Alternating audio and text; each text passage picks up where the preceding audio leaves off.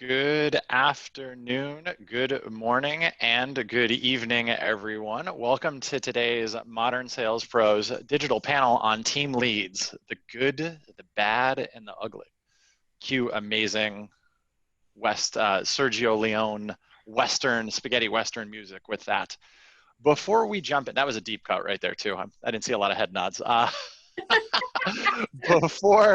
Before we jump into it today, let's start to get to know our panelists a little bit. And we'll start with Trish. But Trish, we have a tradition here in MSP since the start of the pandemic. Yes. And we always love to learn from our panelists any new hobbies developed or old hobbies refined since the start of the pandemic. Well, actually, thank you for asking, Richard. Yes, I have refined an old habit, and that is the fact that I love very expensive red wine. And because of the pandemic, I don't know about you people, but it seemed like the perfect opportunity every night to open up a very expensive bottle of wine. So how I have refined that habit is I have learned to accommodate less expensive bottles of wine and only drink 6 ounces a night. That's it. Cheap wine, 6 ounces, that's it.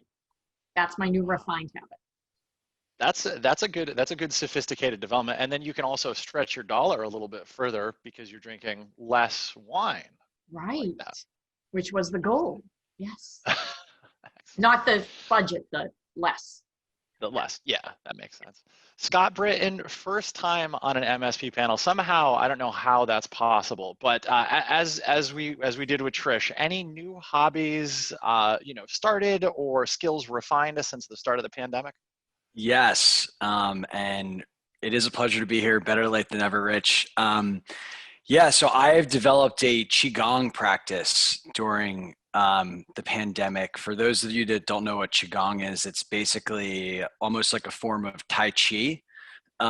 So I used to see a lot of old people in the park doing strange movements with their hands and eyes closed, and now I'm one of those people.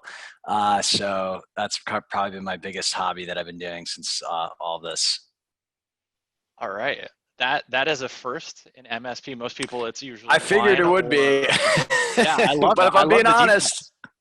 We appreciate the honesty with that too. All right, Tanner, you've been here before. You're a returning guest, a multi-time guest. What's new? I don't really have time for hobbies anymore, especially with my 2 kids. So my hobby's changing diapers and chasing. I mean, our 3-year-old just started soccer, and the competitive dad in me is coming out right now. So I guess my hobby has been trying to get him excited about something he doesn't understand, but nothing crazy. I'm boring. I'm not quite as good as Scott is at picking up cool things. All right, gang. Well, thanks, and I'm sure we'll have time to chat more about these hobbies too if we don't get a bunch of questions in. So, folks that are joining us, we're going to go ahead and get started here in a second. There's a poll live. Go ahead and fill that out.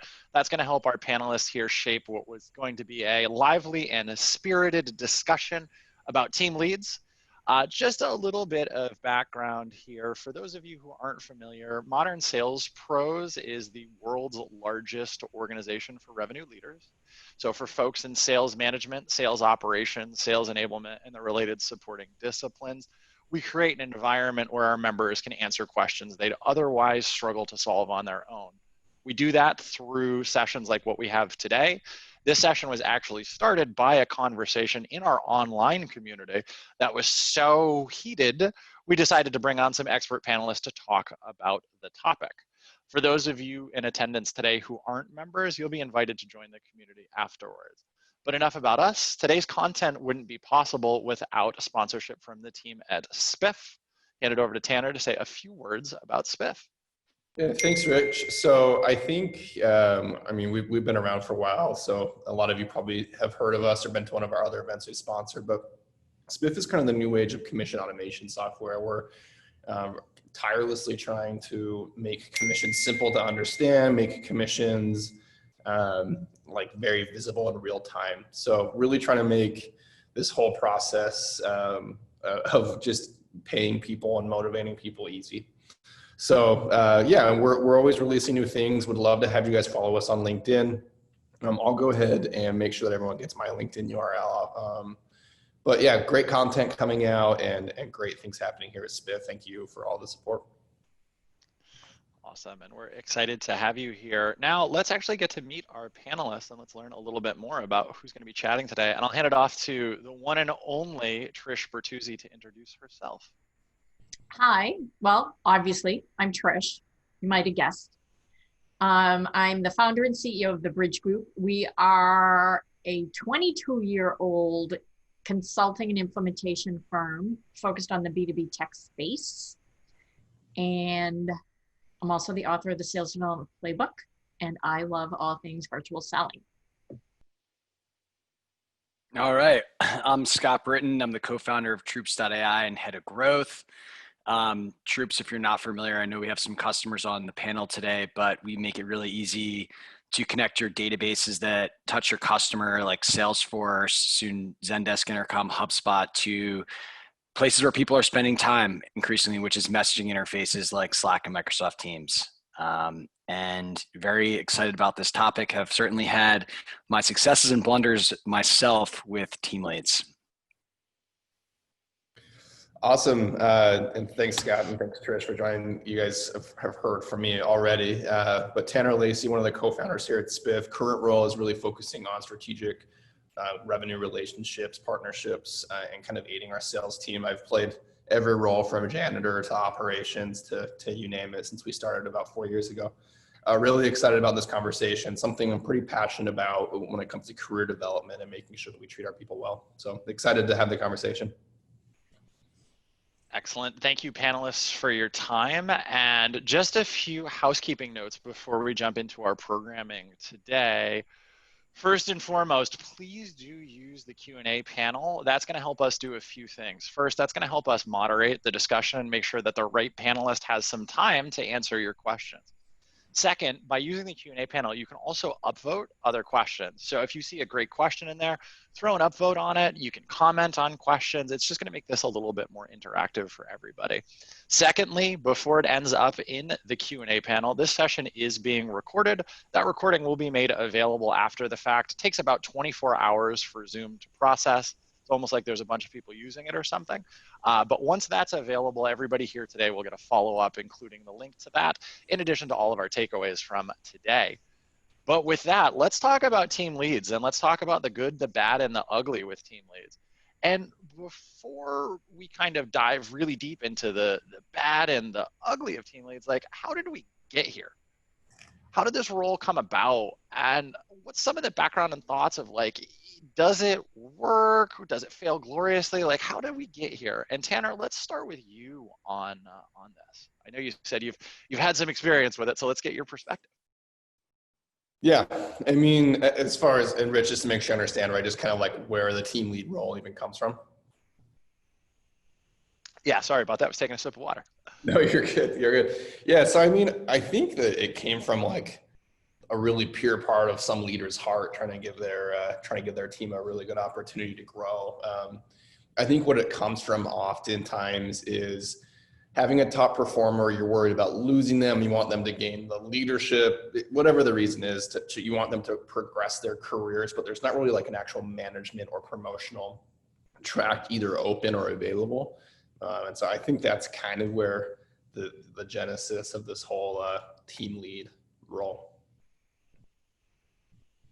Yeah, it's certainly something that's incredibly well-intentioned. But Trish, you know, you've got some experience here, right? The team lead role. How have you seen this get started? And I know you've got some perspective on where it doesn't work and works, but how have you seen the role kind of get started and then develop over time? Well, I completely agree with Tanner. I think it came out of oftentimes a desire to prevent attrition.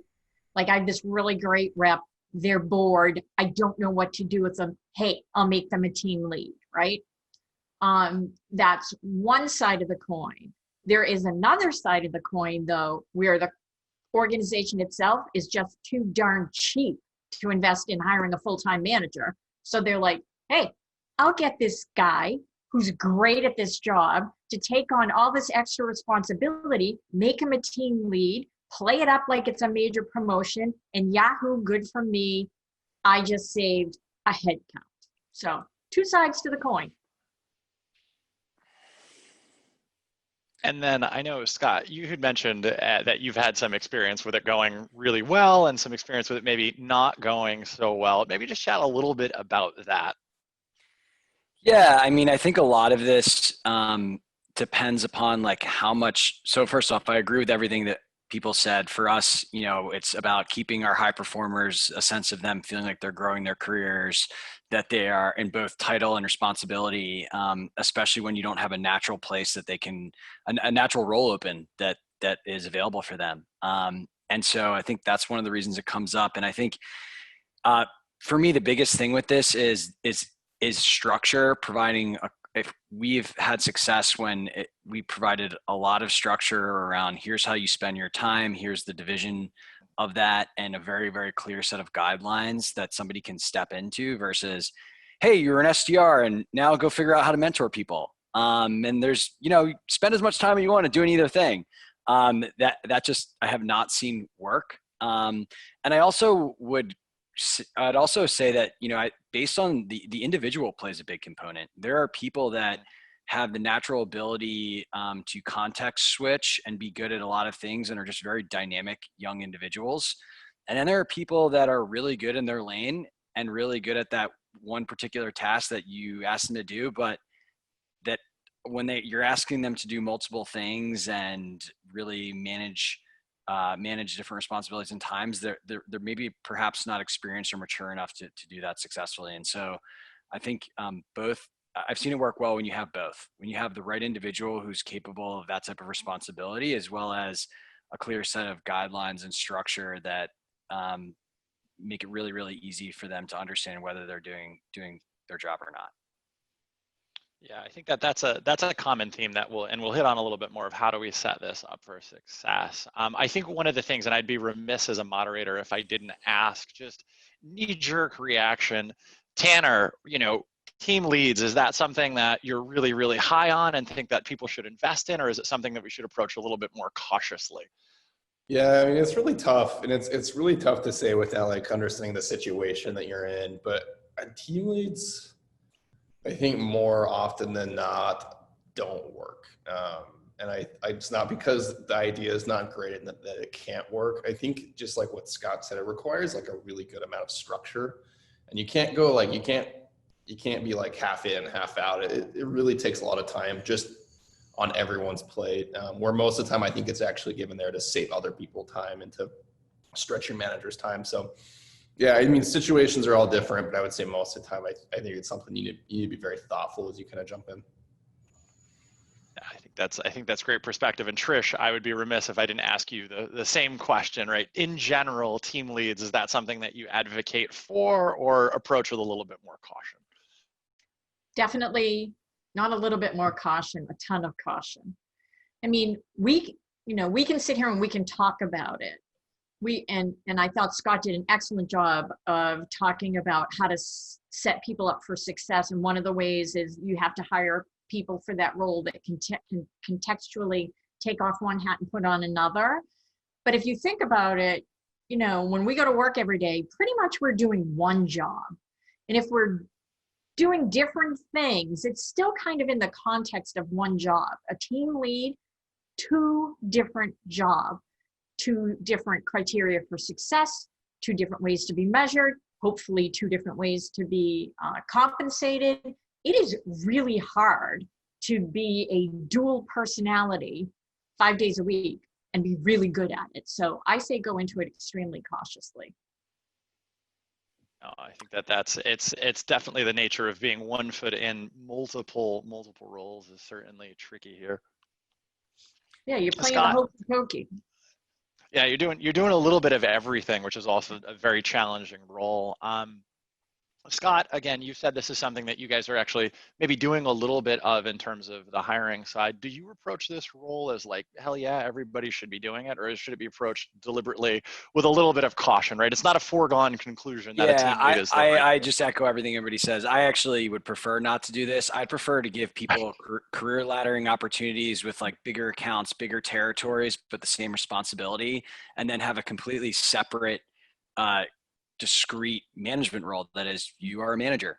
And maybe you manage the inbound team instead of like the enterprise BDR team or whatever it is.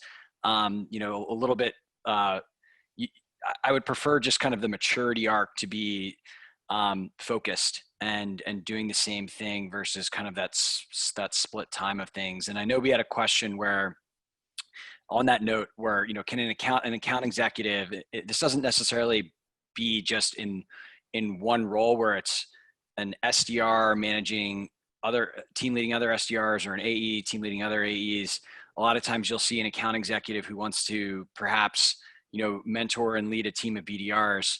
I think this is quite challenging because you're asking someone who's probably a top performer in closing business to go ahead and think and spend a lot of time and effort on helping people build pipeline, which is fundamentally a different, just the rigor and the rigor required to be a BDR manager and look at the metrics and all those things. It is a full-time job.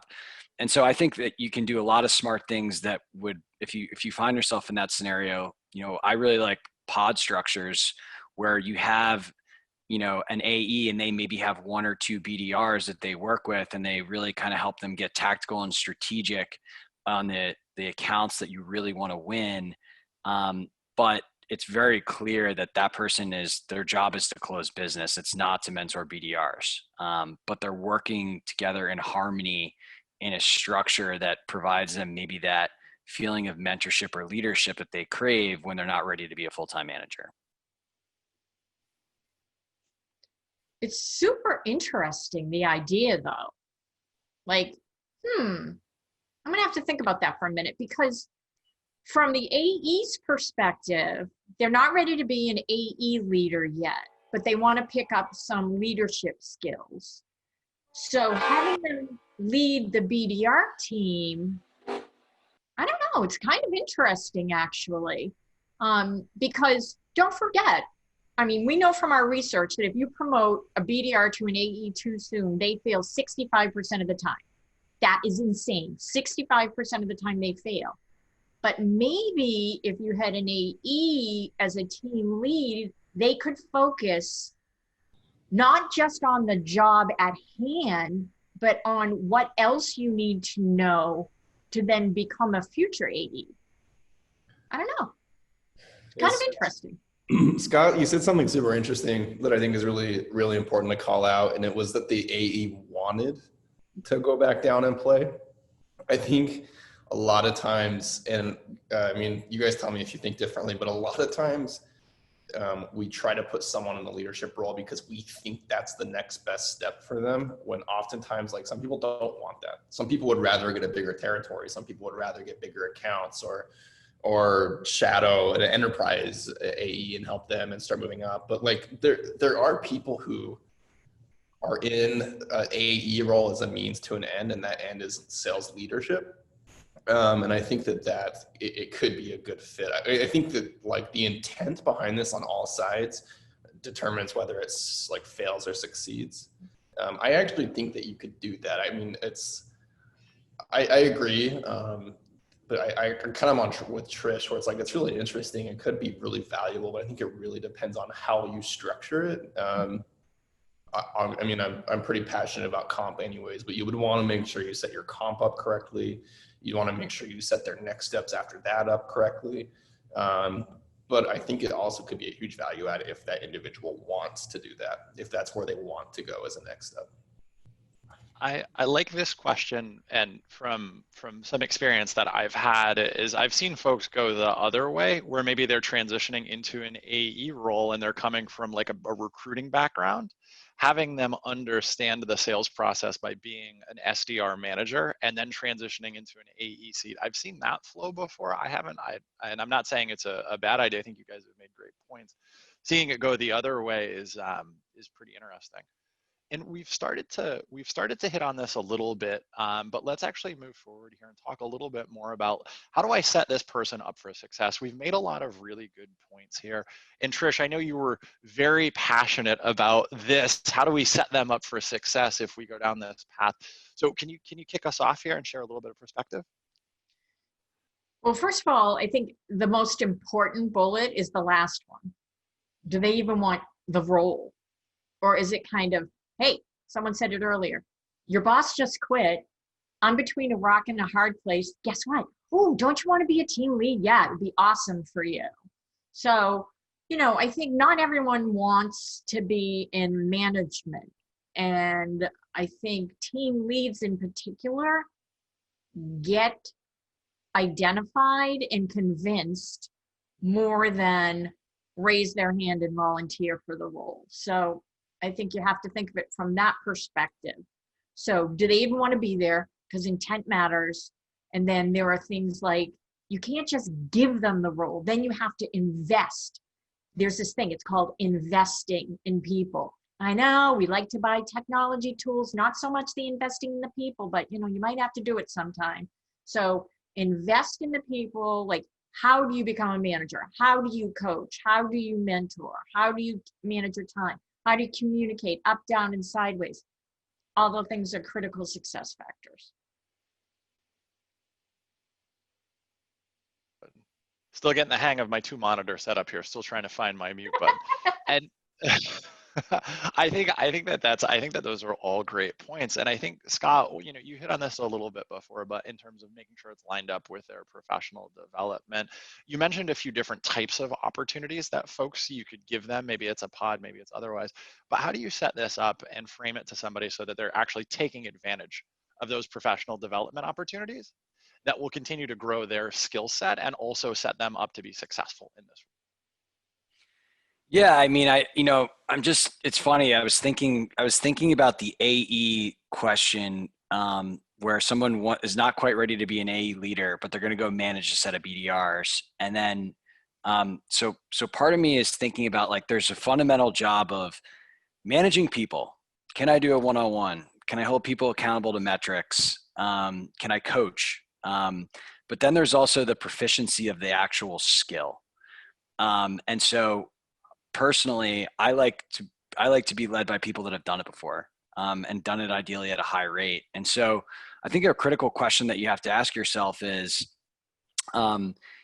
is being if someone's going to be a team lead for an SDR, like, what are the transferable skills if they want to become an AE or they want to become an SDR manager, like being very explicit about, like, here are the particular skills that you will develop that are going to translate to your success in the next role.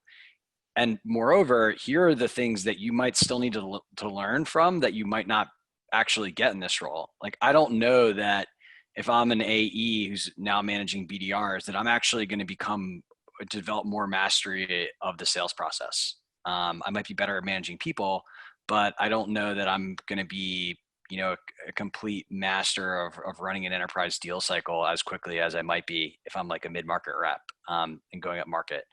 And so I think it's just really, really important to understand, where do people want to go, and then explicitly outline, like, here are the things that I expect you to learn or develop proficiency in this role. And then here are things that you might not necessarily receive that type of actual skill building, that you might want to take a course outside somewhere, or spend some time shotgunning sales calls with a more senior rep or something like that. I'd love to know the attrition rate of team leads. That's interesting. Wouldn't that be interesting to see how often they get frustrated and leave the organization So instead of creating a situation so we keep our top performers, we force them into a role in which they're miserable and then they leave the organization. That would be interesting data. Yeah, I mean, just kind of like piggybacking off of both of those. The thing that I keep going back to is I think as like leaders and as organizations, we've gotten really good at convincing people that the next step in their career is management. And like, I go back to this professional development compensation timeline. Usually they lack all of those, to be honest. Like most team leads I've ever talked to, they lack every single one of those, which I think are important aspects to making it successful. But what's interesting is we do it for professional development reasons. We convince them that a drop in compensation is worth the leadership experience, and there's no clear next step after that. I think it's it's been a learned behavior, right? Like I think people naturally want to climb the ladder generally, but we've like depicted the ladder as like, okay, you go from a BDR to an AE to an AE team lead to an AE manager. And I think we kind of force people to climb that ladder, and a team lead role a lot of the time is an excuse to try to keep people. But I think in the end, like you might find a few like really special people that are okay taking a hit in compensation to gain leadership experience. But I would say, like, I don't have a ton of data around this, but 9 times out of 10, they're lying, or they're lying and they don't know it yet. You're going to lose them. Like eventually, if you want to make this actually work, the compensation's got to line up. You got to actually invest, like we keep talking about, you've got to actually invest in these people. It should probably actually take you more time as a manager to have a team lead on your team than it should to not have them on your team if we're doing it right. And I think it's often viewed as the opposite. It's kind of like a way to furlough work onto someone else. So there's a few thoughts to kind of add to the back end there. I think Tanner too, you had some thoughts on how to actually set up the compensation scheme for this person, right? Let's assume I'm thinking about doing a team lead. How would you recommend that I think about setting up their compensation? It's tricky, right? Yeah, I think it's really tough. And like a lot of it depends on your timeline here. Like, is this just an opportunity? Like, hey, we have a role, a spot. I hope this isn't it, but a lot of the times it's like, hey, someone's going on maternity leave. And so we need someone to fill in for a while. Do you want to play a team lead role? So you might need to kind of take into what that timeline looks like. But I think, and also like, it'd be really easy to get general here, but I think it's really important to remember that depends a lot on the role. I think when you're talking like an AE, BDR type of role, you're not going to find a lot of success unless you find a way for them to make at least the same amount of money as they are now, and making it more secure. When I say more secure, like usually what that's meaning is like making it more team-based, less of so much like making it less volatile from what the market's doing or how much time you have individually to contribute to the pipeline, more towards closing, setting up, whatever.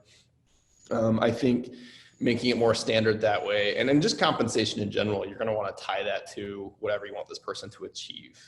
So if you want them to lead a team of BDRs, you'd want to tie it to that team's goal, and probably even include some MBOs in there that a manager or someone is setting and checking up on to help you in your actual professional development.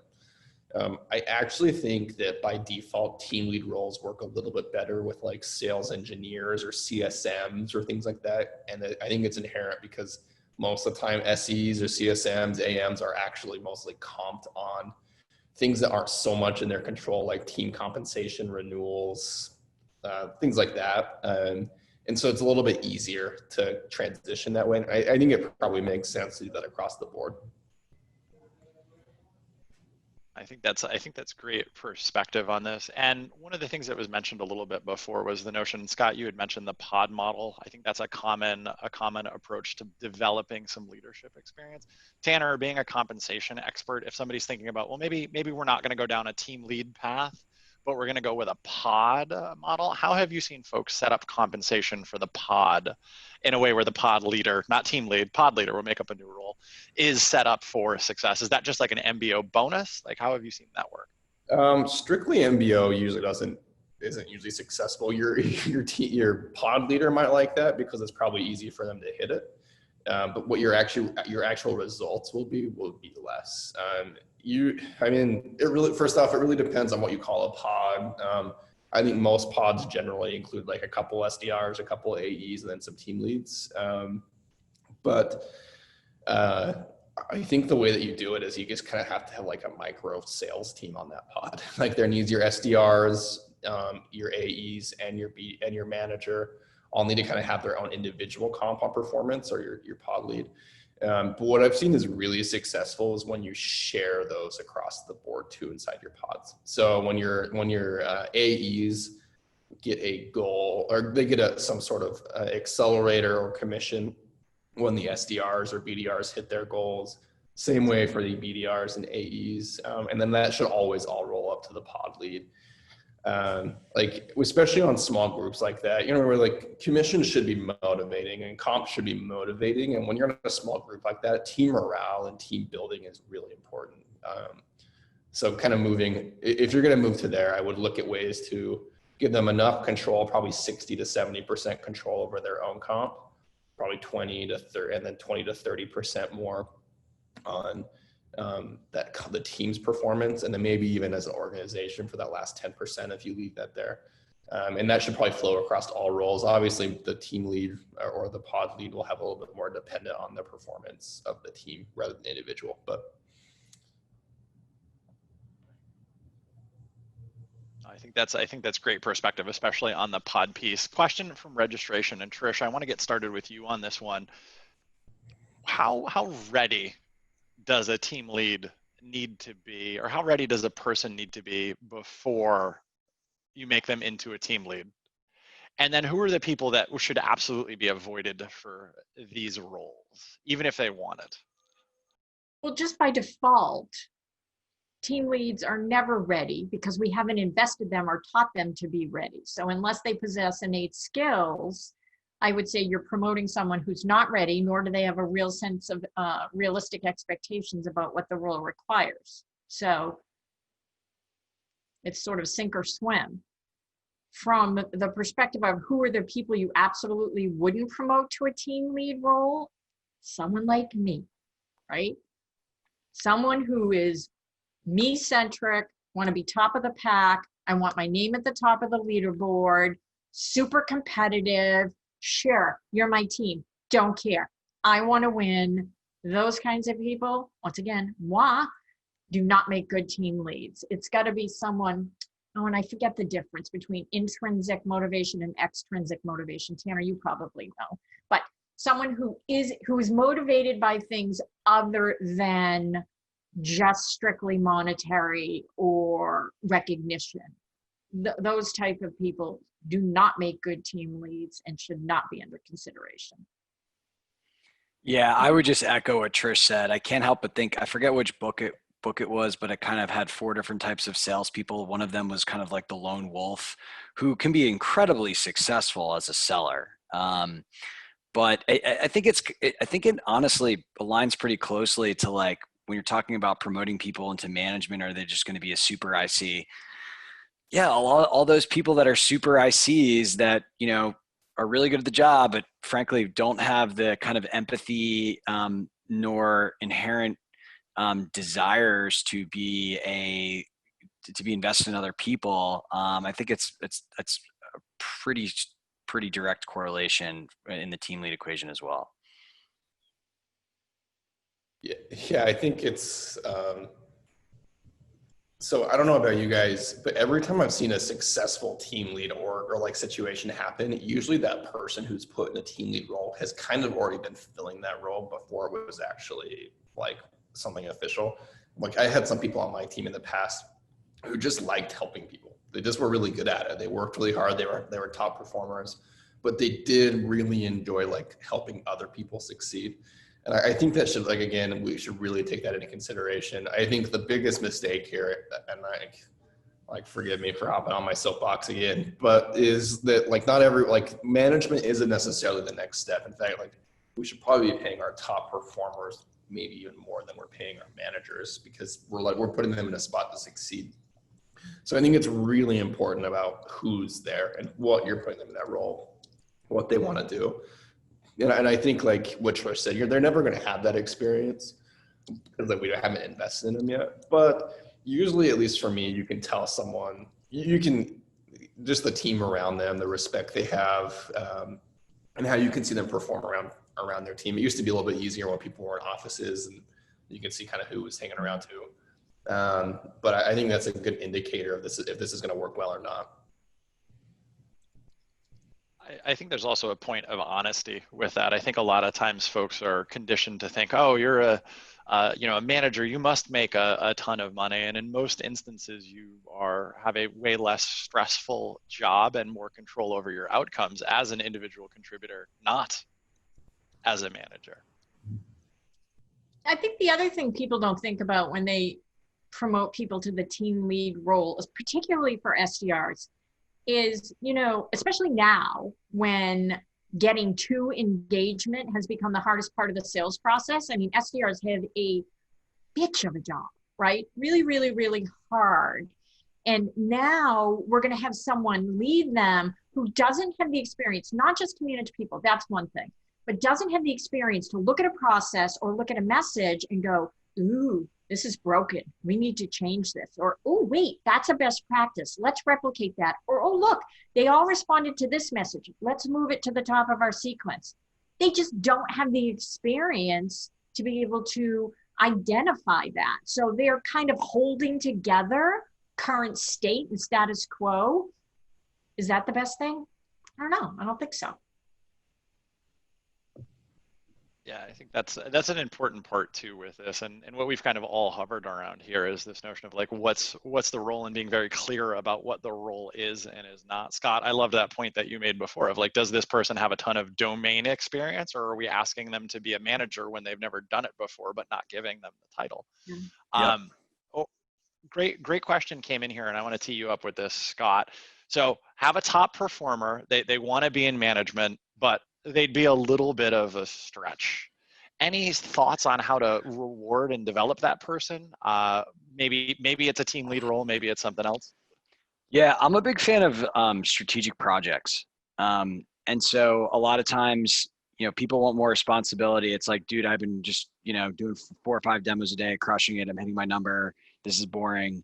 I want to be a manager, and they might not have they just might not be there in terms of skill. Or you might not have the role open. And so a lot of times I find that, there are like more strategic initiatives that if a manager might be responsible for example, like building a new sales deck or helping, it depends again on the maturity of your organization. For companies that have massive enablement teams and massive operations teams, maybe you have all the resources you need to do this type of stuff. But for smaller growth companies, usually there's more things that you'd like to do than you have the resources to do. And so, we've had people help with things like, here's an example, like one of our, we were installing Drift, and one of our SDRs was crushing it, and we didn't necessarily have like an AE role or whatever. And so we had them work with our marketing demand gen person to help roll out Drift on the side. Now that person feels like they're doing like a little bit more strategic work. They're actually bringing value into that process because they really have the frontline experience to provide the perspective we need to be as successful as possible. Yet we're not asking them to manage people. So I think the project route is something that I think can be good. And I also think another thing you can do is, I don't know what band that person is at. For example, you have like a corporate sector, an enterprise sector, a large enterprise sector. Another thing I've seen done is maybe you give somebody like 1 or 2 accounts outside of their band to start cultivating like that more upmarket skill or whatever that next run is, without giving them like the full promotion. Yeah, I think maybe this is unpopular. I think this is actually a really good candidate for when you might want to consider a team lead position. But like Scott, you hit a few things I think is really important. It's like, one, how big is your company? How set up are you to actually succeed here?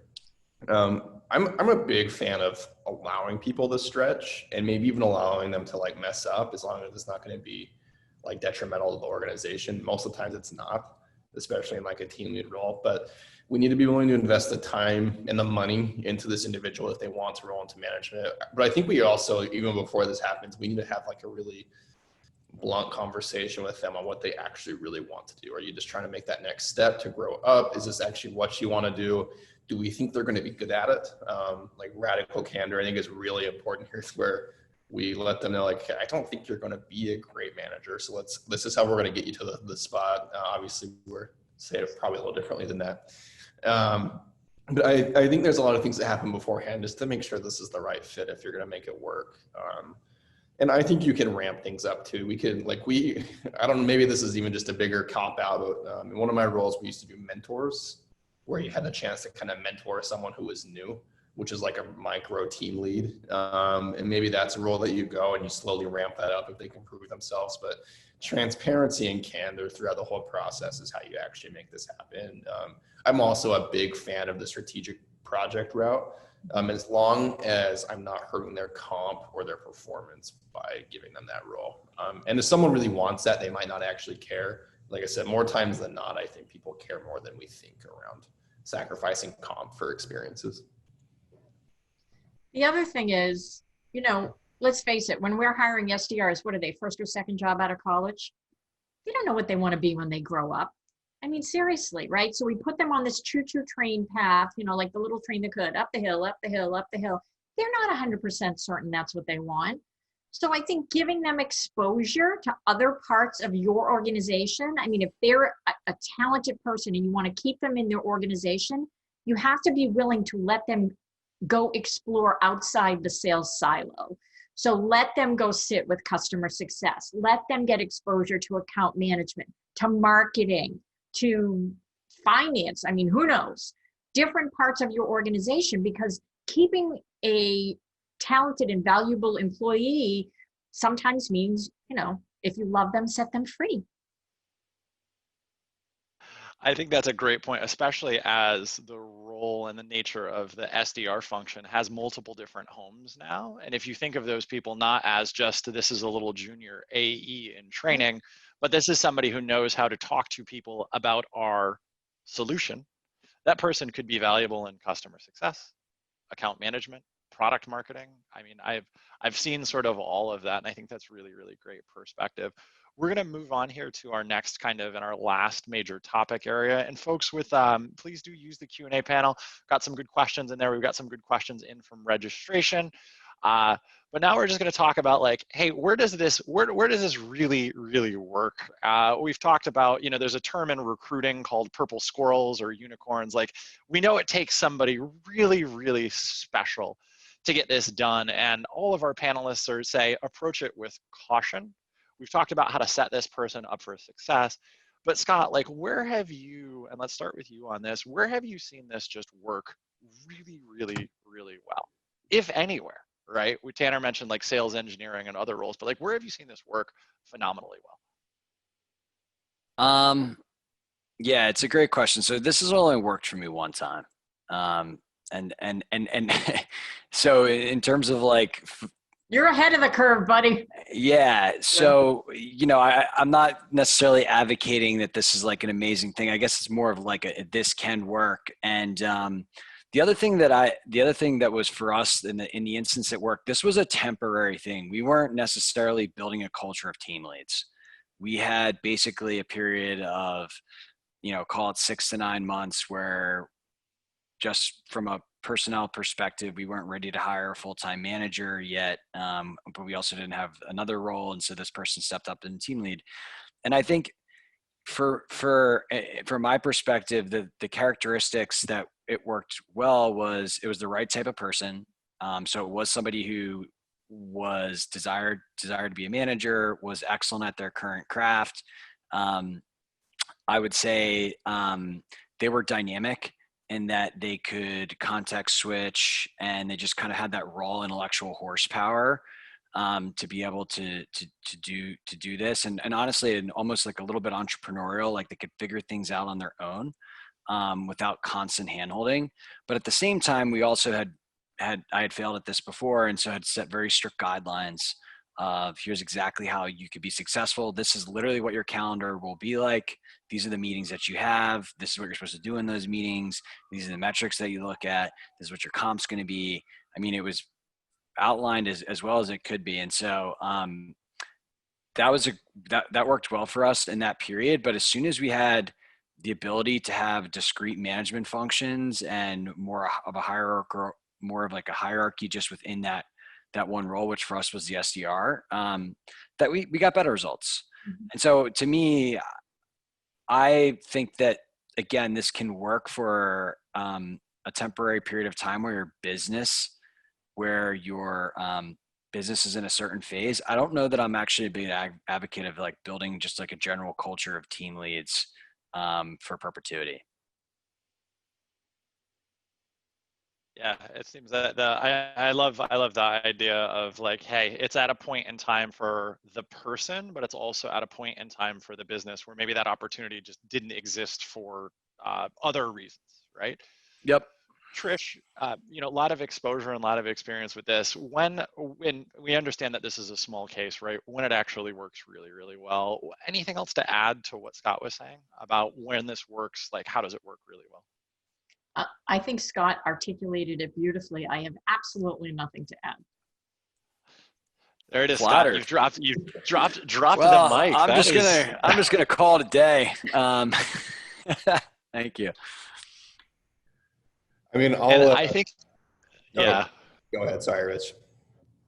No, I was just gonna actually tee up, Tanner. Okay, perfect. So I totally agree with Scott as well. I think something that's really interesting is there is one like org in a company that I've seen team leads work really well most of the time, which is interesting. And that's actually engineering, just general engineers. And I think that we could take like a couple lessons from that. Is first off, it's like if I look at the majority of engineers that I know, they're usually very confident in what they want to do. They're very okay with being either against the status quo. Engineering has seemed to do a pretty good job of not forcing people up through a management hierarchy. Like even our CTO knows that at some point he doesn't necessarily want to be a manager. He loves coding. And so it's very much in his life that he doesn't ever want to get out of the code. But I think it's really interesting because in those orgs, there's people who clearly love coding, but don't want to code forever. There's people who are new to code and know they have a lot to learn, but there's other people who are amazing at it and have zero desire to lead people. They just want to be an individual contributor. And I think we could take a really good lesson from that. And it's just like building identities around roles and allowing those people to grow up in those identities and rewarding them the same way. So if someone, I mean, this is a little bit tougher, but if someone really likes being an SDR, why wouldn't we just pay them a lot of money to be an amazing SDR for their entire career, right? Like, why don't we, if they're a great SMBAE and they're killing it down there, I mean, I just think that it's all about what people, you'll fail any type of like management training system if you're pushing your top performers automatically in that role. Yeah. You should not only should you be like giving just as much praise to those people, but you should give them equally. Some people want to be managers, some people don't. So I've always thought that's really interesting that engineering and product maybe even too, but mostly engineering seems to kind of flow really well that way. I think it's just people are more aware of what they want to do and are more okay just to do what they want to do. I think in engineering as well, there's some of the larger FANG companies that you have a lead who's like the best person in the world at Hadoop or Python or whatever it is. And then you have a manager who's like performance review, morale, and all of that. I think given the nature of the discipline, that's something that you see. And I also think, Tanner, this is probably a little self-serving, but there's also a founders get engineers a hell of a lot better than they get salespeople. They just get it, right? They're product people from Stanford. They understand what an engineer does. A salesperson, oh man, that's like some good-looking guy or good-looking gal who wears a Rolex watch and is like that guy from Wolf of Wall Street. We don't need to help them get better. They're coin operated. So I think there's a lot of preconceived notions to be broken down there before we get to that point. But I think it's a super. Yeah, I think and like I'm being super stereotypical here, but I think also salespeople are more affected by social norms. in general too. I think it's a more social, like just by default, it's a more social role.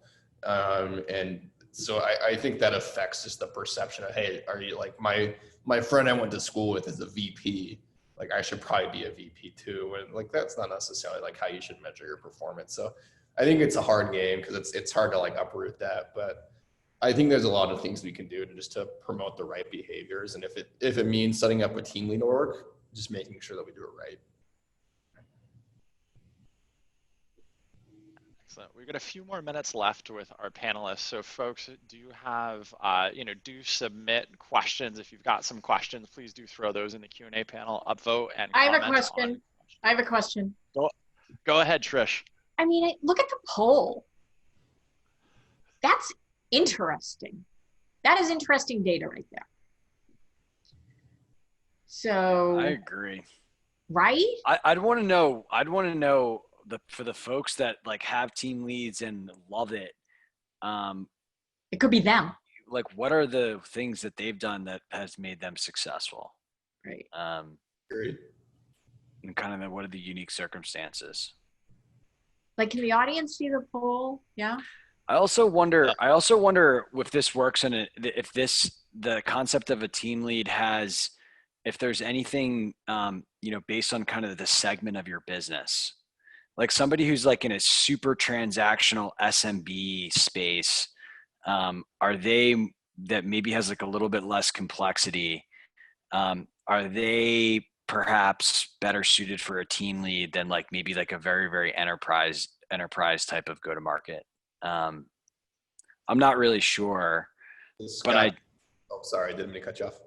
No, I'm not really sure, but it seems to me like I feel like I do see team leads more in the high velocity type of go-to-market, just because people just tend to like advance so quickly and want to advance so quickly and get bored really quickly. So I feel like I feel like it's a higher prevalence there. I don't know if that has any correlation to success. Yeah, I'd even add to that too, Scott. I'm wondering if it has to do with company size and maturity as well. Like the bigger you get, the more resources you have to actually build like a development program and segment things and invest in people. So yeah, it'd be interesting to see all of that. I think there's also the recruiting as an organization that's very similar to SDR in that way, Scott. And if you kind of come back to your point of like these high volume transactional businesses, management is not as much people management as it is just being really good at the job and being able to train a couple other people on it. So I think there's a lot there. A bunch of good questions coming in here. And first question, and Trish, I'm going to tee you up with this one because you've got a wealth of knowledge on this. High performing SDR at an organization. Yes. Looking to kind of make that next step. No opportunities are present in their organization. Any tips on managing that kind of emotional challenge of, I don't want to switch to a new company, but I feel like I've kind of reached the end of the line here. Any suggestions or tips for that person? Well, once again, I'm going to go back to, are we siloing them in the sales area? Have a conversation with them. What other interests do you have? Do you think you'd like customer success, account management? I don't know, marketing, whatever the case may be. We salespeople, we think that is it. That is the beginning and the end of the world. And anything outside of that doesn't exist. And I think that's wrong. So I think exposure, having those straight up realistic conversations. And how about this? If you in fact don't have a career path for that person, how about if you help them find their next opportunity? I don't know, do some good. Make sure they land at a company that has a career path for them. You got to give to get, pay it forward, all that good stuff. Kumbaya.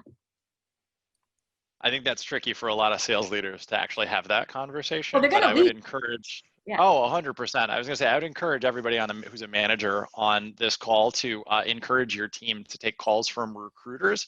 It's a great way to figure out career development opportunities that you may have not uncovered at your own organization. Oh, Tanner, you just talked to that recruiter. You were fired up. What was it about that got you excited? Can we make that part and parcel of what you do today with us? Because we'd like to keep you here. Yeah, but here's the problem, right? This was in the olden days, which was what, January, right? February. You would see people jump ship for another 5K in their base, right? Or you would see an SDR who had an OTE of 50 go take a job with an OTE of 90. They're never going to make the 90 because they can never make the quota, but they don't know that. They're going for that OTE of 90. So I think when you have young people early in their career, you have to talk to them about what's smoke and mirrors and what's reality and how you have to earn your way from one level to the next. And then you have to be willing to make that investment in them to enable them to do so. No, I think that's my rant. also Yeah, that was my rant. So no, it's fine. It's fine. Yeah. We'll totally let that rock and roll. Trish answered this question in the Q&A panel, but I do want to tee up our other panelists with it as well. This is a question from Charisse. I hope I said that right. Tanner, let's start with you on this one. Is it possible to rehabilitate somebody who's got maybe the desire to be in management or be a team lead, but has some of the negative sort of self-centered personality traits like Trish mentioned? Yeah, I think it's really tough, to be honest. I think there's two different types of traits. There's ones that are just like Trish says here that are just part of who they are, and there's others that can be coached on. Like someone told me one time, like it's not worth anyone focusing on time on trying to make you someone you're not, because it just won't make you happy. But there are things like maybe being like late to work. Like there's other things you can work on, right? So I think it's possible, but I think Trish said it right. Like you've got to determine if that's just them or if that is a coachable aspect. Otherwise it's just going to be in vain. I think like you're going to work really, really hard. You're going to work really hard to get them to a spot, and they're just not even going to be happy. They're not going to be themselves, or you're not going to be happy because you actually put that person in that role. And like, lo and behold, they're the same way they were when you were worried about them actually taking that role. So I think it's possible, but you got to be really careful. And I think this is where that candor falls in. Like, be really straightforward with these people and make sure that they're not just trying to climb the ladder. Make sure that they understand where they're at, where you think they can succeed the most, and where they're going to be the happiest. It's sometimes hard to take it in, but I think that in the end that makes everyone happy, or at least happier. Oh, this is great. Folks, we're almost at time now, so we're just going to get final thoughts from each of our panelists. So tweet length, we've talked about the good, the bad, and the ugly of team leads. What's one thing you want folks that attended here today to take away from this panel discussion? Trish Bertuzzi, we'll start with you. If you're seriously thinking about the team lead role, sit down, do some really hard introspection on yourself and determine, are you doing it because it's going to make life easier for you? Or are you really doing it because it's the right career choice for the person you're considering? That might have been a long tweet, but you know what I mean. Solid. Scott Britton, final thoughts, kind of tweet length on team leads, good, bad, and ugly. I would say team leads can work. Is it ideal? No. Is it permanent? Skeptical. But if you need a stopgap and you have the right personnel around, especially during a period like right now where you're under resourced and there's a lot of uncertainty, I think, it's something that you can experiment with, but I don't think it's like the default ideal scenario to build a culture of it. And finally, last but certainly not least, Tanner Lacey, tweet length, good, bad, and ugly on team leads. Yeah, invest in your people the right way, and you'll get your return on investment. Career growth and everything should be prescribed individually, and I think if we follow that rather than pushing people through a standard ladder approach like we do a lot of the time, we're going to be build better organizations and happier employees. This is awesome. We have a lot of great perspectives here. Panelists, I know you're all super, super busy people, so thank you so much for taking an hour out of your day to share your perspective with the Modern Sales Pros community. on behalf of the 20,000 members of our community, Hannah behind the scenes, thank you all so much, panelists, for today and sharing. This was really, really fun conversation. A lot of good nuggets in here. Thank you so much, gang. Thanks, Take care, everybody. See ya. This is fun. Take care, guys. Bye.